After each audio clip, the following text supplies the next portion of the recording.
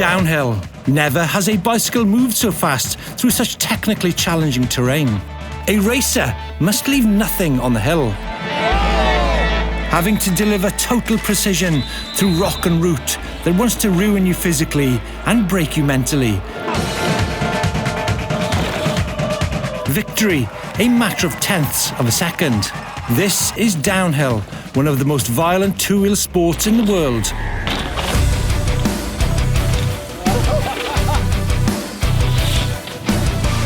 No margin for error, no place for the faint-hearted, no space for those unwilling to put their heart, soul and body on the line.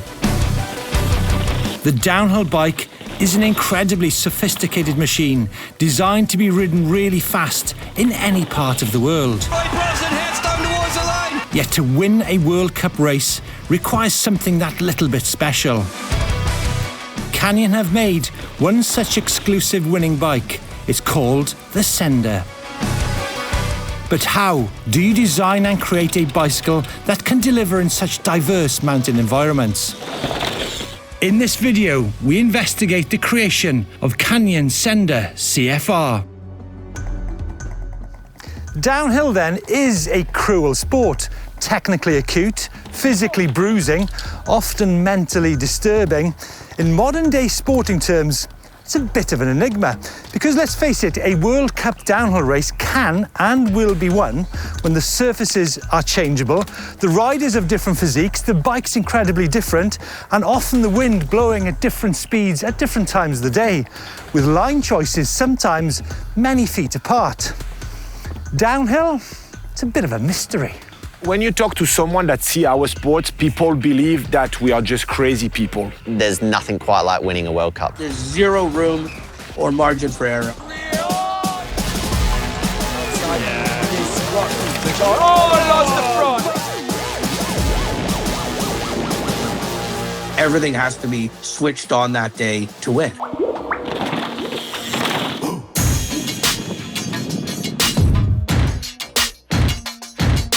A win is far more impactful than a podium. There's 7 to 10 races a year, and if you win one of those things, you are the bloody king. You are the king. This singular pursuit of speed demands a specialist machine tailored to allow the rider to push the absolute limit, and sometimes beyond.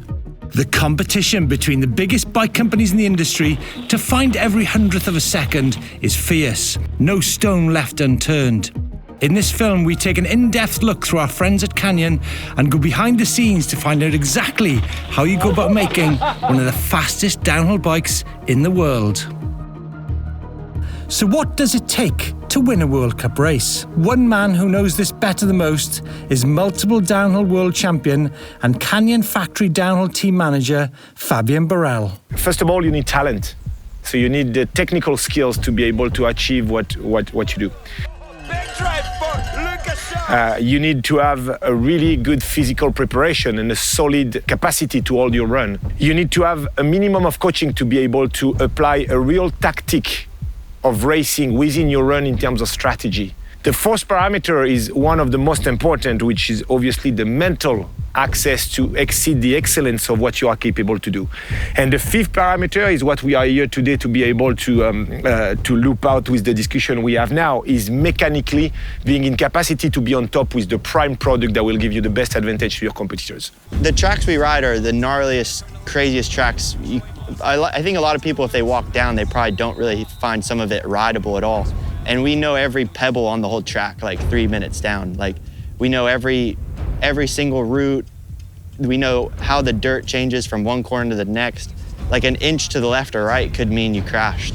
I've almost missed out on the win more times than I've won, so it is hard, but that's just downhill racing. You ask any racer that hasn't won but has had podiums, for sure they would get rid of every single podium for one win.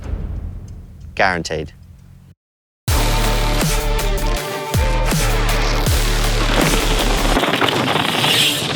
Hail then to the bike, the fastest way down the hill, to keep the rider on line, tracking, gripping, soaking up the hits.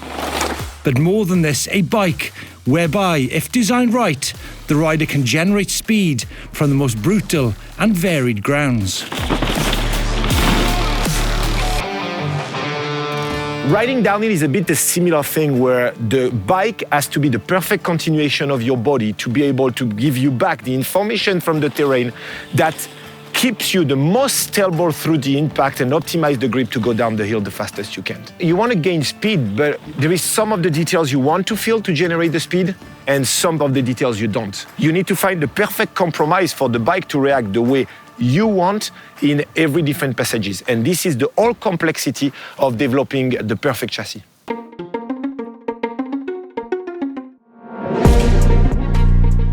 The basics of the downhill bike is, first of all, the geometry that will have a massive influence of your center of gravity that is key for grip and a prime for unbalancing. The stiffness of the chassis is something that will definitely bring a lot of rider feedback that will allow you to commit or not. And the last parameter is the way the suspension works, to be able to optimize the grip and transfer what's happening between the tire, the wheel, and the suspension straight into the rider through the chassis. It's easy to forget that Sender was a success from the beginning. It won at its 4th attempt out of the gate. This was based on the groundwork and development of Burrell and Daniel Oster. This then, an incredible 10-year journey of fine-tuning and intense development by a huge team of people across the globe to bring you the production Canyon Sender 3. It's important to remember Canyon had no previous experience in downhill when they began in 2012. The latest generation Sender CFR is a story of over a decade of development, of fine-tuning and evolution.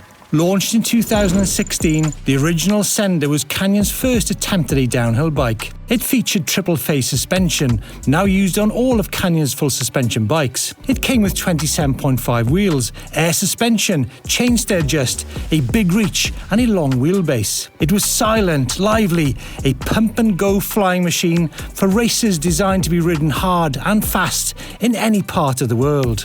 It weighed in at 15.87 kilos, and Canyon flexed their direct sales model with the price as well. Top spec, €4,699. The second generation Sender was launched in 2020. The bike had moved with the times, available in size-specific mixed wheel or full 29-inch wheel configurations. Despite those larger, heavier wheels, clever frame tweaks helped make the bike weigh 600 grams less than its predecessor. Featuring carbon seat and chainstays, a new progressive suspension platform, it had less pedal feedback. An adjustable reach and chainstay now used on other bikes. The bike pioneered thread inserts too. It's important to remember this bike is designed not just for the World Cup elite, but for any rider, any day, any hill in the world. Isn't it interesting how downhill has changed in the past decade? I mean, you rode the prototype Sender 1 in, what was it, 2015? 2015. Very first race with the first carbon prototype was in Rotorua, Crankworks, where we were finalizing the development of the product, aiming to launch a team within 2016 or 17, so that was the plan. Do you really think tracks have changed that much in the past? I think we have a lot more handmade stuff compared to what we used to have. There is a lot more of the section that increase the average speeds of the track. You mean like berms and jumps and things like that? Berms and jumps, and also back in the days we had a lot more off-camber and rooty section that now I would say are you always get a catch. Nowadays you have bikes that are more and more versatile, like in terms of geometry approach, in terms of suspension approach, and when I was mentioning earlier tactic of racing, this considers all those decisions when you jump onto a racetrack. As Burrell stepped back from racing, from the other side of the world, an emerging young talent was ready to pick off where he left off. Australian Troy Brosnan joined Canyon's newly formed factory racing team in 2017 and rapidly made his mark, picking up his first World Cup win at the 4th race of the season. I think being able to share my experience and knowledge with the industry and with the athlete was something that always been a key feature of the continuation of my career. And seeing an athlete that I've been working with, trained, prepared, winning on the bike that I prepared and built and designed was something that for me, completing the puzzle of my real capacity to do things in life. At that stage, like, one of my best years that I've had on my World Cup season. You know, I got a World Cup win and second overall. So It was a crazy start to the Canyon relationship for me. You know, getting that win, you know, first year riding the bike was one thing, and everyone was pretty, I guess, impressed and happy with that internally. But then also, I've had third overall for a lot of years, but then, you know, bumping up to second was something that I hadn't done yet, and that was a pretty good start to I guess this long-term relationship I've had with Canyon. Not ones to rest on their laurels, Canyon used the following seasons to develop and refine what they were looking for in their next generation downhill bike. At that stage in the game, I don't think there was a ton of people that were building, you know, a truly World Cup race bike. You know, there were some people doing it. A lot of people were lumping a downhill bike and a bike park bike, and they were adapting it. But there were people doing it. We didn't do any virtually no modifications that bike. And I think the sport from that time of 2017 or whatever it was to today, it's drastically changed. The amount of expertise that the team needs to provide and work that the team needs to put in to make a bike that's the best or one of the best, right? 2019 was also an amazing year. We did so much testing, so much development on that bike. Obviously, it was still the same generation as 2017, but we had like different linkages, headset cups, we went slacker, we optimized the wheels, the suspension, we threw everything at that. And I feel like my riding was really good in 2019, but the bike was helping me so much that like podiums were just happening every weekend. June the 12th, 2021, Leogang, Austria. It's the start of the UCI World Cup Downhill Series. Third overall in the 2018 and 2019 series, it's now 4 years since Troy, Brosnan or Canyon have won a World Cup Downhill. The team are now riding the second generation Sender bikes launched in 2020. Troy is essentially on a production bike, size medium and 27.5 wheels. It was a little bit frustrating, you know, from 2017, first year on Canyon, getting a World Cup win, and then from there to 21, having so many podiums but not a win. It was frustrating. It was hard, you know, like I think I had so much consistency, but I wasn't extracting like that raw speed that was needed to win. Like what we were saying is, it's one thing getting a podium, but actually having that extra edge to then get the win is really hard. It wasn't anything I was doing or wasn't doing or the bike, it's just freaking hard to win a World Cup. Downhill history suggests the odds are stacked against him rediscovering that top step. In the 4 years since Troy's last success, two French riders, Loic Bruni and Amaury Piron, have become an unstoppable force. But during his career, Troy's had to endure many waves of the highest class rider. American Aaron Gwyn, South African Greg Minnaar, fellow countryman Sam Hill, three of the most successful racers in World Cup history. Podiums aren't enough for either rider or team at this level. Wins are what's expected and what they crave more than anything.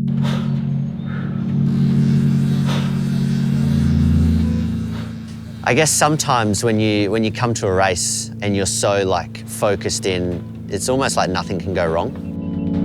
30 seconds.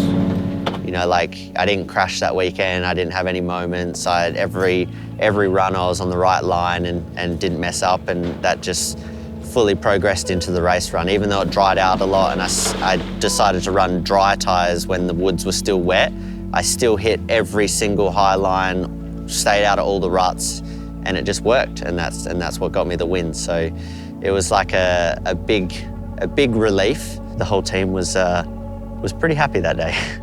I got photo of myself and the staff on the finish line, and I can tell you that my emotion, I'm not a person that cries much, but I can tell you that it was right up there. Having qualified almost 6 seconds faster than Danny Hart, in the finals he claims top spot from a new French threat, Thibaut Duprala. Sometimes it all comes together, but never by chance.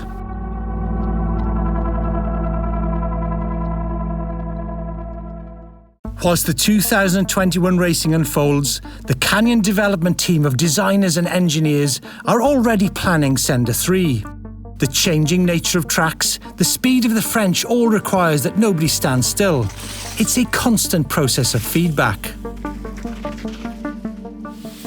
It was roughly 21 when the project started. As you said, there was already a step in between this first bike where he won the first time to the second generation, where we work more on geometry, adaptability to the rider, dialing the bike in perfectly, optimizing the kinematic, but it was more refinement. But then we could, for sure, with the discussions with Troy and Fabian and the entire team, we could see, okay, where probably they are struggling with the bike. The age and how it's developed, it's getting faster and faster.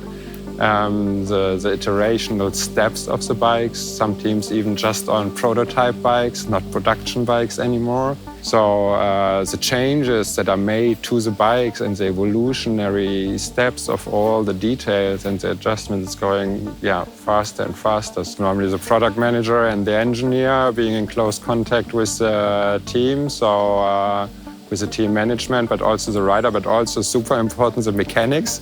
During the whole time, you're trying to find out ways to optimize the bike, But then for sure you have a certain point where you are saying, we do a new bike for you, we do a new development. What's your wish?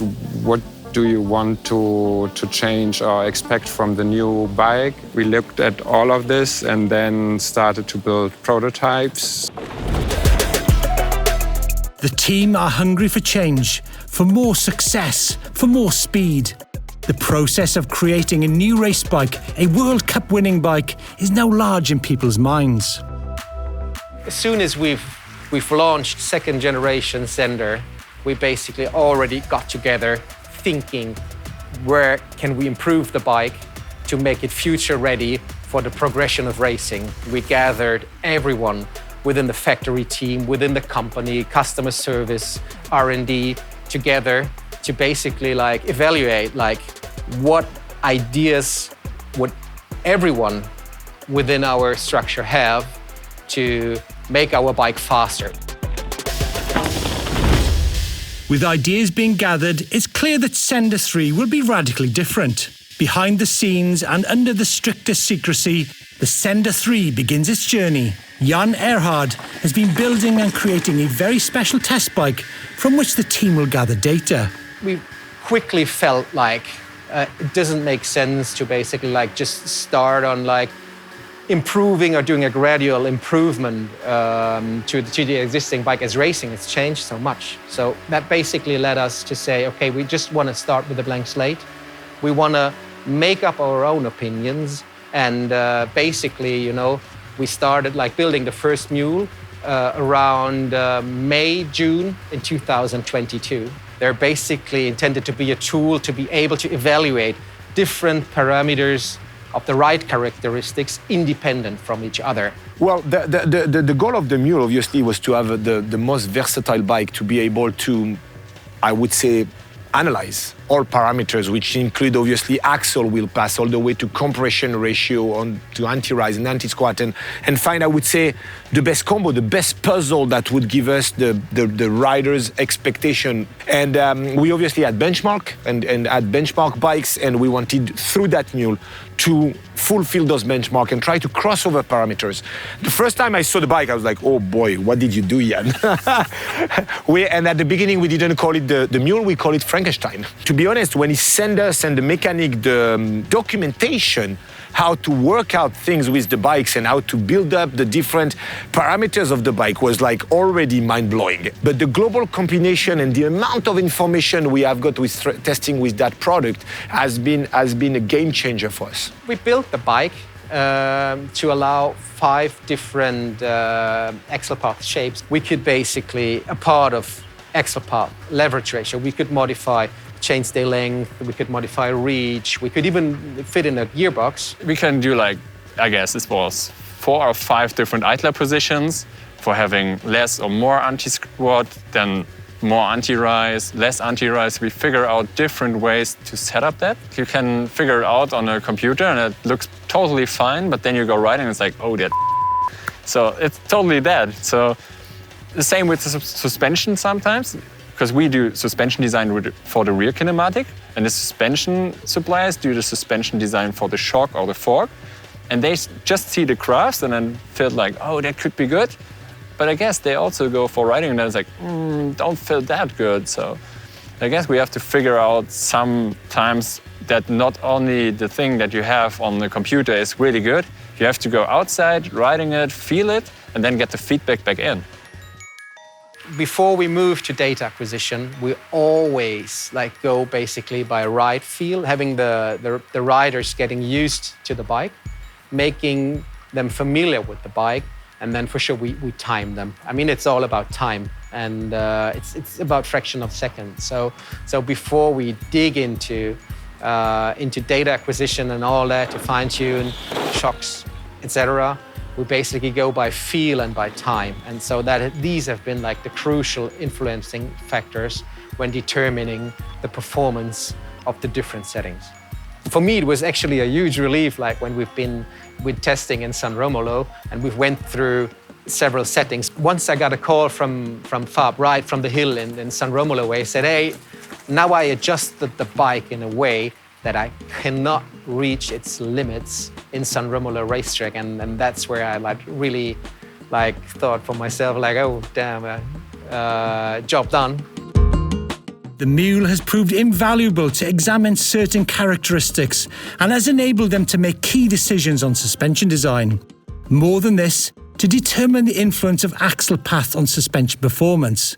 The very first thing that we analyzed when we worked out with the mule was the axle wheel path and what we could do with the axle wheel path, and understanding that this rocking effect and transfer of masses that was happening while braking and taking impact was a real struggle for the athlete, and that we could potentially have solution to be able to stabilize that. And that's the key feature of that product, is that today we're definitely looking at a stability of the front triangle instead of having that rocking effect that we have been implementing for many years due to the general development that has been in mountain bike industry. And after that, obviously, with the different capacity that nowadays we have into the suspension and with the amount of dumping that is radically different than the spring force in the past, we also realized that the curve needed to evaluate to be able to keep, yes, a certain pushability and the pop-out effect of the bike to generate speed. Instead of doing it through the spring force, we could use a lot more the hydraulic and be able to even more stabilize the front triangle on the chassis. And the team have much to discuss, such things as suspension design, as materials, wheel size, geometry, and the darker arts of making the bike fast when ultimately the terrain is trying to slow you down. So the I-pivot decision seems to be like a path followed by many brands. And the most reason that people are going in that route is to kind of be able to avoid pedal kickback, which I can understand. But pedal kickback is a problem in certain situations, but it's an advantage on others. Like when you're going to get into a very chattery section, having pedal kickback is dramatic because it creates vibration into your leg and build up acids in your body. So you limit your physical capacity and strengths. So this is something super damaging your riding style. But on the other hand, when you take a big G out, the pedal kickback is what's going to help the bike to accelerate instead of just sucking the ground. So there is some part of the travel where you want pedal kickback and some part of the travel where you don't want it. And that compromise was something that was key to find. And the way we designed the I-pivot was not in the way that all other brands did. It was something that was calculated in line with what I mentioned about the suspension functionment, but also in line with the axle wheel path. I think what Jan and Daniel and Leo and Moritz and all the R&D team, without naming everyone, has been doing great, is that they realized that we had a great potential of pool of riders with a very large experience.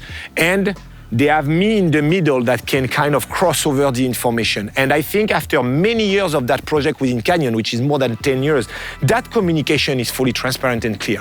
And I would call Jan an artist in a very good way, because he's a person that is in large capacity to think out of the box.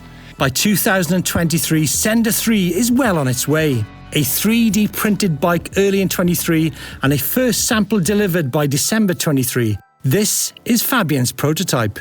Wow, what a place. This is actually where World Cup downhill racing began back in 1992, 33 years ago.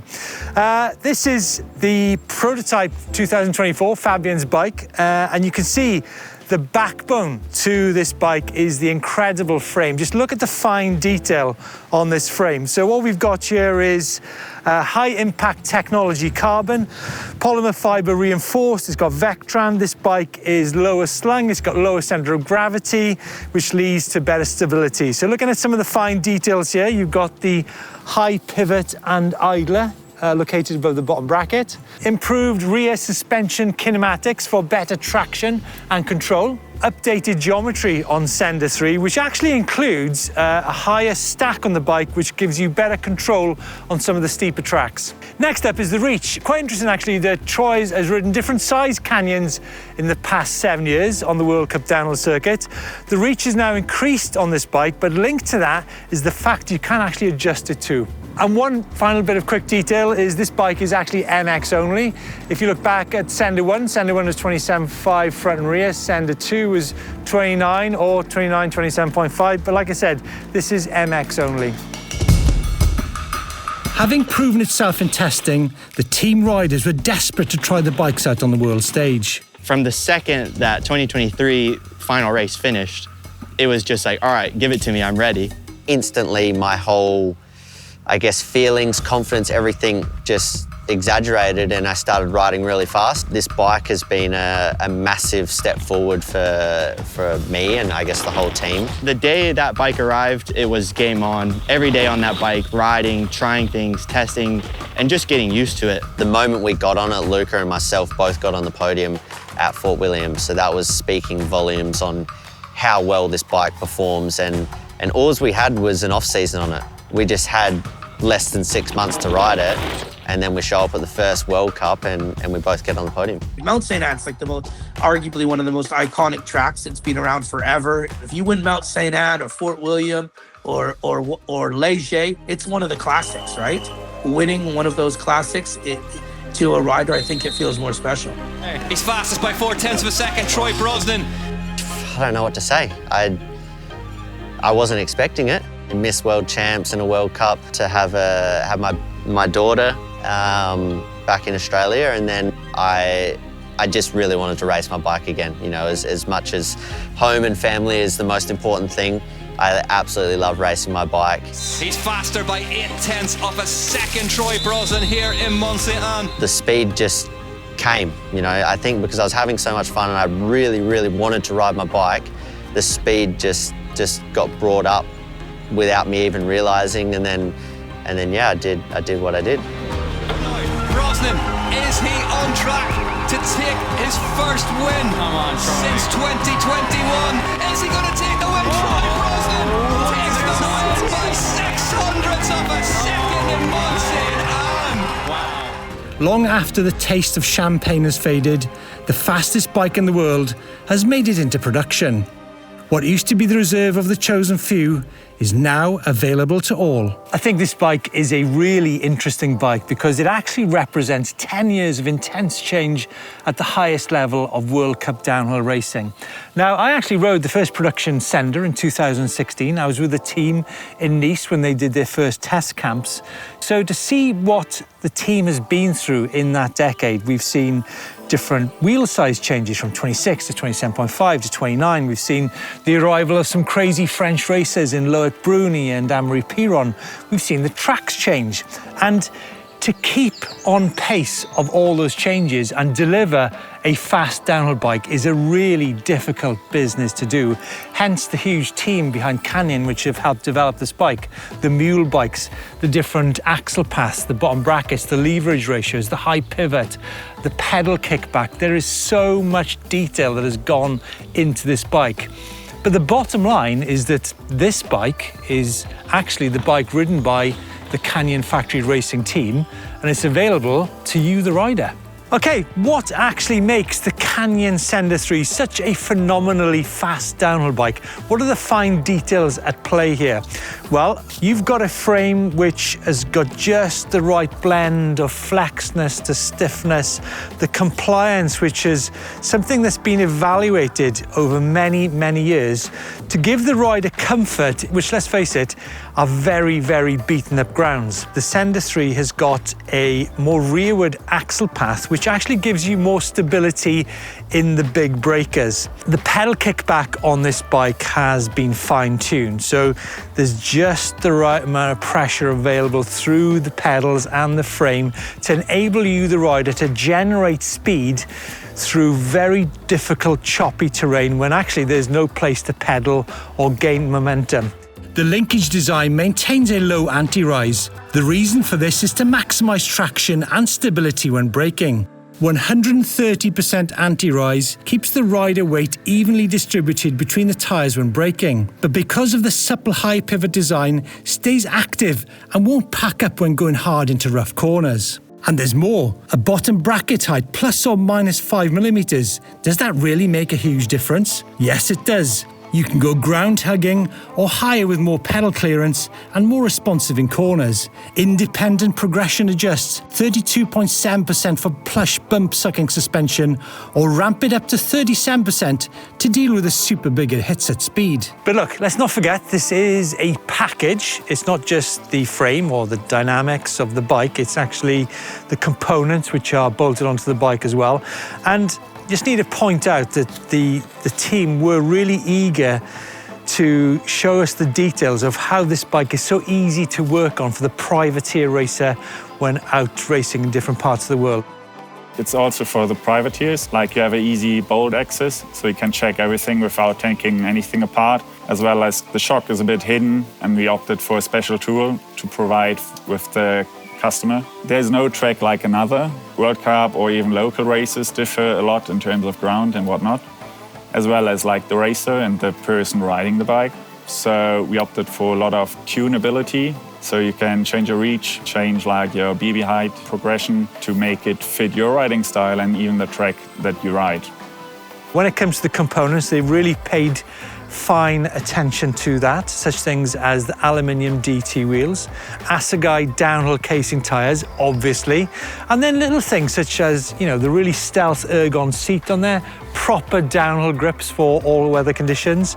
We've got the Boxer, we've got the Vivid shock, the right gearing on the back. You can see how close ratio that cassette is on the back there. And then I think when you're riding a downhill bike, you want the bike to be quiet. You want to be focusing on your line choice, on the roots and the rocks. You don't want to be hearing vibration and rattles from the bike. So if you look at the down tube here, great protection in the down tube, fantastic protection in the chainstay and the seat stay. And then, you know, the addition of the mud guards to keep the shock and the linkage area safe from mud and stop it fouling and interfering with the action of the suspension. So as a production package, it really does take some beating.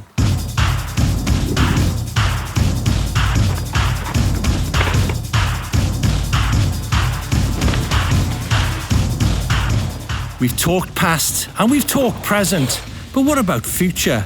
In just over a week, the Canyon Collective team will head to the first round of the 2025 World Cup Series in Poland, a venue that new signing Marine Cabru has done well on in the past, taking the win there last year. Can the Sender maintain its winning streak as we move into a new season? As ever with downhill, time will tell. One thing is for sure, whatever the conditions and track may throw at riders, the new Sender will be ready and waiting.